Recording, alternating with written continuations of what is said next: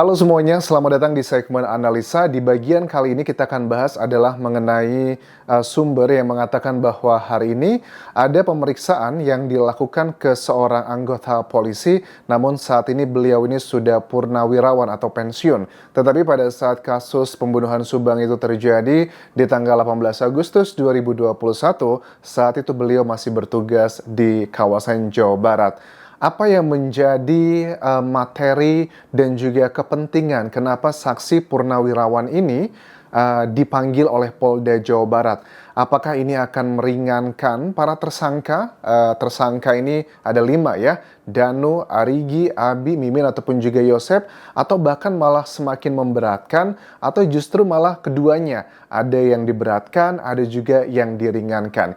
Ini akan aku bahas adalah obrolanku dengan sejumlah sumber istimewa yang sudah berbicara sebenarnya sudah sejak lama mengenai saksi ini. Sekarang saksinya sudah pensiun teman-teman, tetapi kalau aku lihat dari beberapa keterangan di sini kan ada surat undangannya, surat panggilan saksi ke-1.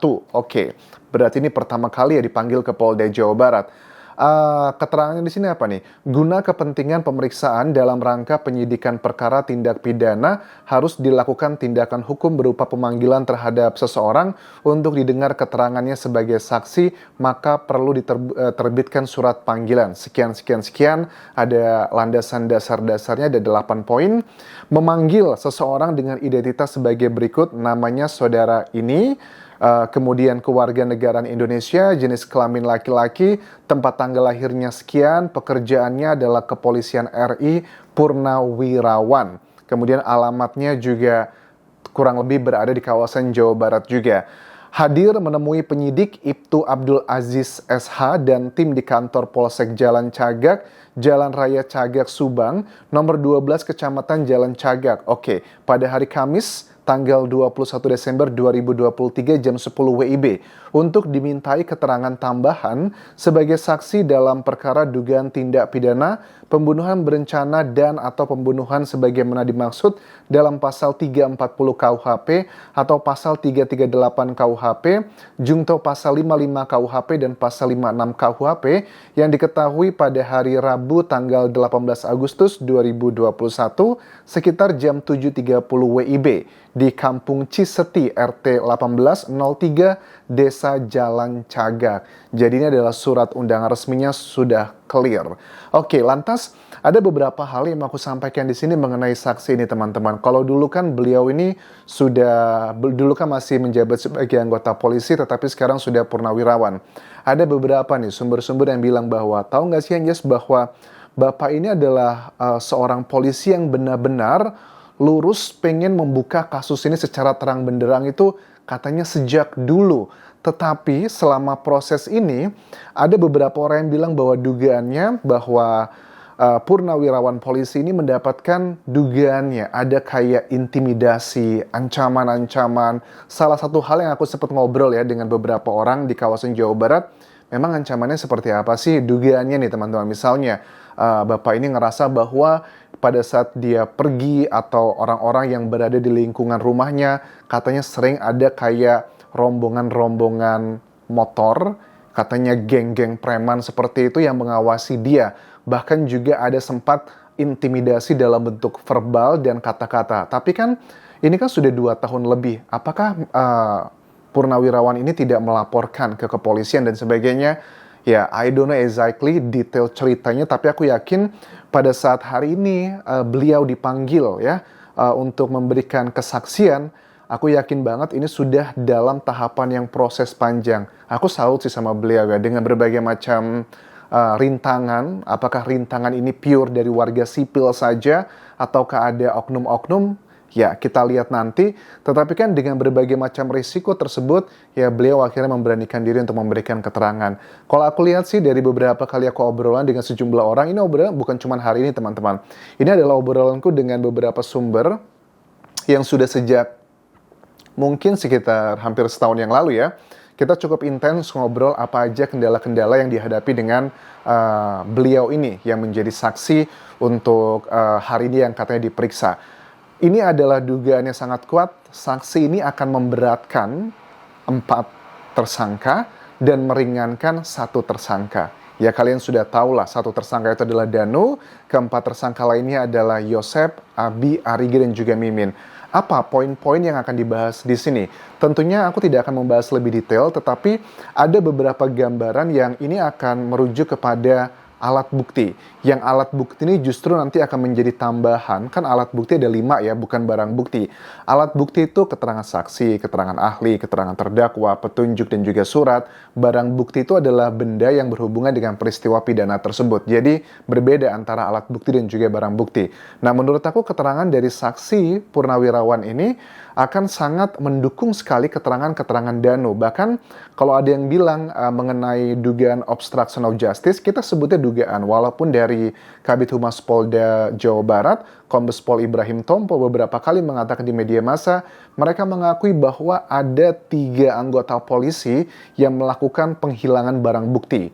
Tetapi kesannya kita tangkap sekarang ini bahwa penghilangan barang bukti ini mau dibuat ya, I don't know, ini adalah sebagian masyarakat berpikir ini kayaknya mau dibuat hanya masalah pelanggaran kode etik aja, tidak ada unsur pidananya. Tapi justru kalau dengan ada keterangan dari saksi Purnawirawan ini yang dugaannya dia dilakukan intimidasi, pengancaman sudah sejak beberapa tahun lalu ya, mungkin ya aku nggak beberapa tahun lah, mungkin ya dari ya 2 tahun lalu sudah mengalami hal-hal nggak enak di lingkungannya, tapi dia tetap kekeh. Menurut aku itu luar biasa sekali, teman-teman. Makanya ada kan waktu beberapa kali kan aku tidak mau lebih detail karena ya sudahlah, aku tidak mau berkubang pada dramanya mengenai kayak bajunya Yosep yang dijadikan sebagai alat bukti, ditemukan ada 2 noda merah. Kan kita dengar ya keterangan dari penyidik bahwa itu baju udah diambil kok di hari kejadian pada saat terjadinya peristiwa. Well, kata-kata ini bersayap. Diambil, apakah cuma diambil itu diamankan langsung dikirim ke Puslapfor untuk dilakukan pengecekan DNA dan sebagainya? Apakah diambil cuma disimpan kemudian dikembalikan lagi? Ya, tentunya ini kan tidak ada jawaban sampai sekarang. Cuman kan bahasanya ini bahasa bersayap. Mudah-mudahan kalian mengerti bahwa memang dugaan sangat kuat. Ada beberapa orang waktu mengenai 2 DNA asing, aku ingat sih ada beberapa oknum dari anggota polisi ya, ada rekaman yang menunjukkan bahwa dia kaget gitu kan ya. Oh, ternyata baju itu dijadikan salah satu alat bukti ya untuk Yosep. Saya pikir baju itu udah langsung dikirim ke Puslapfor dugaannya, tapi ternyata kayaknya enggak. Karena kan logikanya gini, kalau memang baju tersebut ya ini juga masih menjadi dugaan teman-teman, tapi kan ini sudah merujuk kepada kebenaran, kan ada proses juga. Kalau memang sebagai salah satu alibi yang disampaikan oleh para pendukung Yosep ya, yang mengatakan bahwa kalau memang Yosep itu adalah bagian dari eksekutor, masa cuma 2 noda merah doang? Yang pertama itu kan di balik kancing kerahnya, kemudian sama di dalam kerahnya 2 titik. Kalau cuma 2 titik doang gitu ya ngapain gitu? Tapi kan kita nggak tahu sebenarnya baju tersebut yang diambil di hari kejadian langsung diserahkan ke Puslapfor, dibawa langsung diambil data-datanya atau sempat dikembalikan lagi. Kenapa aku mencurigai hal seperti itu? Tentunya ada beberapa sumber yang mempertanyakan hal ini, plus juga dengan melihat dari pattern yang ada di kasus ini, barang buktinya. Kasus misalnya apa? Barang bukti mengenai HP-nya Amel. Kan HP Amel itu ada yang hilang, ada yang juga tidak. Laptopnya Amel, perhiasannya Amel, HP para saksi, kemudian barang-barang lainnya. Itu kan juga kita ketahui ternyata kan ya memang sudah diambil, diamankan, tapi juga dikembalikan lagi, kemudian diambil lagi. Nah, proses pengambilan ini apakah langsung dikirim ke Puslapfor? Karena kan Puslapfornya di Jakarta ya, bukan di Jawa Baratnya langsung. Jadi itu butuh proses yang tidak sebentar. Nah, itu adalah bagian yang menurut aku juga cukup unik. Lantas kembali lagi mengenai saksi ini. Aku berharap bahwa saksi ini juga mendapatkan perlindungan dari LPSK, Lembaga Perlindungan Saksi dan Korban.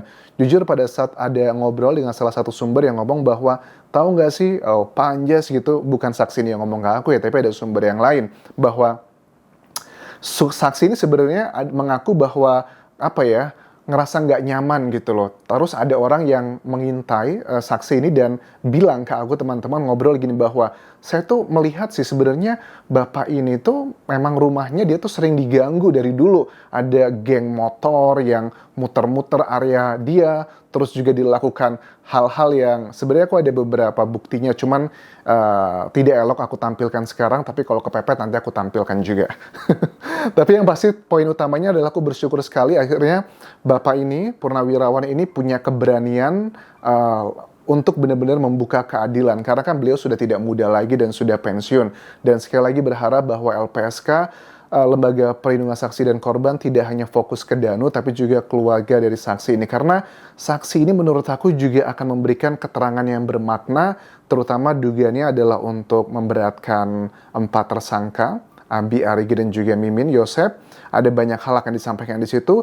Yang kedua adalah mengenai dugaan obstruction of justice. Kalau selama ini dari Polda Jawa Barat, baik Dirkrimum dan juga Kabid Humasnya, cenderung ya kita tangkapnya adalah ini tidak ada unsur pidananya, kesannya seperti itu.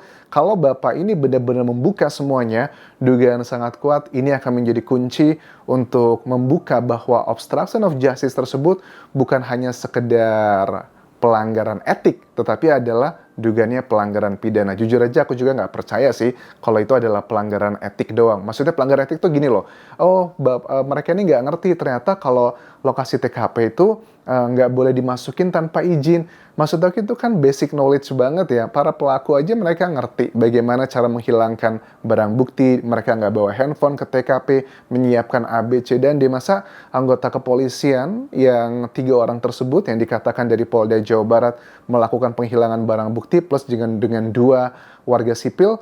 Kalau warga sipilnya mungkin masih make sense lah, karena kan mereka bukan orang yang expert di bidang ini. Tapi kalau untuk anggota polisi, masa mereka nggak ngerti basic knowledge seperti ini? Ya, kita masyarakat juga nggak lugu-lugu amat lah. Jadi, untuk Polda Jawa Barat, mudah-mudahan tidak tebang pilih untuk membuka kasus ini. Kalau memang ada temuan unsur pidana dari untuk sejumlah oknum tersebut, harusnya dibuka secara fair. Karena jangan sampai timpang tindih gitu ya. Sudah banyak pengorbanan Polda Jawa Barat, tapi ada beberapa poin kecil gitu malah justru menyia-nyiakan kerja keras banyak orang, terutama untuk nama baik dari kepolisian. Bukan cuma kepolisian Polda Jawa Barat, tapi kepolisian secara umum. Itu yang bisa aku update untuk hari ini mengenai kasus Subang. Terima kasih sudah menonton. Pertanyaanku buat kalian, apakah saksi Purnawirawan ini harus mendapatkan perlindungan dari LPSK? Kalau menurut kalian, yes or no, dan alasannya apa, bisa tuliskan di kolom komentar video ini. Sampai jumpa.